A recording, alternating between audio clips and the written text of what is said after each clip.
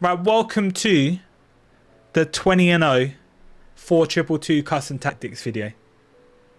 We clutched up. We got the 20 and 0 first week. Teams getting shipped out left, right, and center.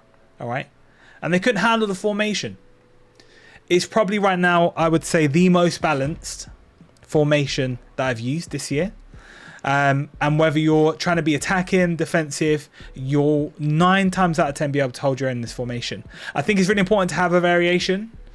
So I won't lie to you, I will be releasing another custom tactics video. That will be my 4-3-1-2. So you know what I switch to in between kind of games and situations. But we're going to jump into it today.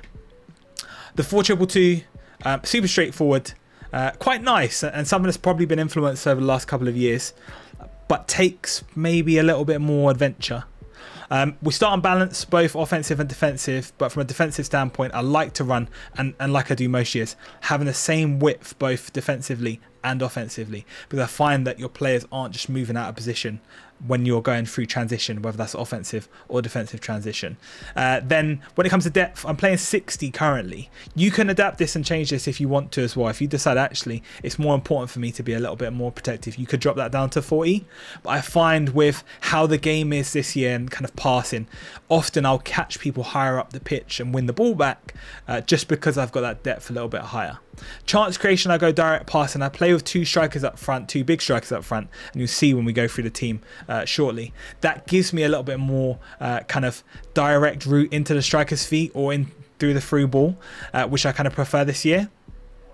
And the big change, I would say, probably over the last couple of years, is that the players in the box is a lot higher. Now, if you're running the 4-2-2, the 2 cams that you have behind, you want to be in and around the box, especially when you're sustaining attacks.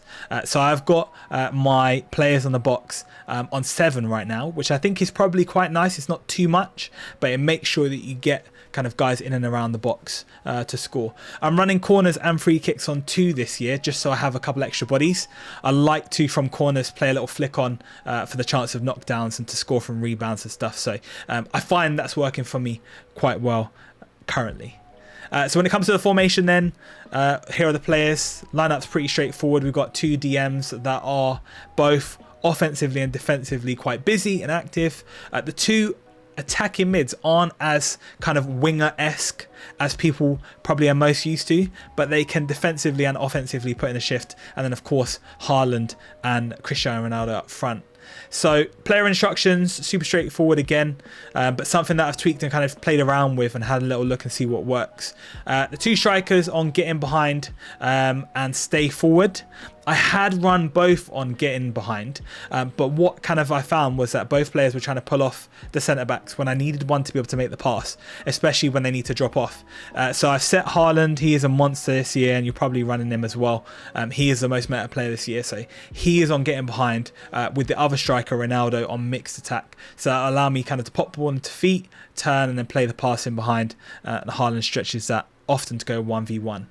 The 2 wide cams I've got on stick to position and balanced crossing runs. You could change that to get into the box on crosses, but if I'm honest, this formation doesn't often allow you to just sling crosses in from wide areas. You normally have to play the kind of the ball over the top from one of the cams, so it normally means they're trailing or kind of arriving in centre mid. The 2 centre mids are where I've kind of tried to change things up slightly, and I've been experimenting. Before I made this video, before I clutched up the 20-0, when I was on that 20-0 run, I was actually running the position and freedom of balanced, or stick to position, sorry, for both centre mids. But I'm trying the deep line playmaker, and I'm trying to see if that works a little bit better. And at the moment, today has shown me that actually it does work just a little bit better.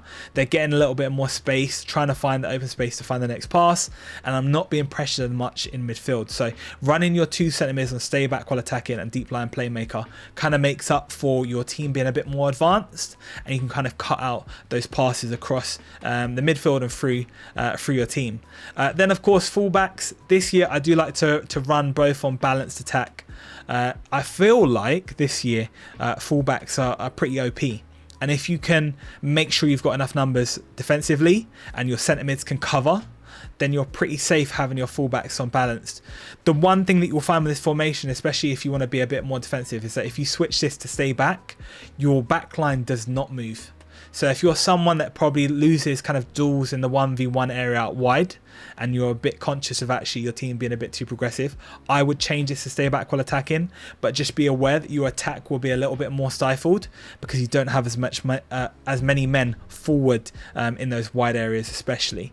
And then centre backs and keepers on what you would expect, just balance. You could run sweeper keeper again. I don't feel like that's as powerful this year just because of the lengthy pace getting in behind. You don't really have a chance for your keepers to get there, but if you like to run sweeper keeper, I respect it. So there we have it. That is the custom tactics for the 4-2-2 this year. It did clutch up and get me the 20-0 with the team that you see on screen now.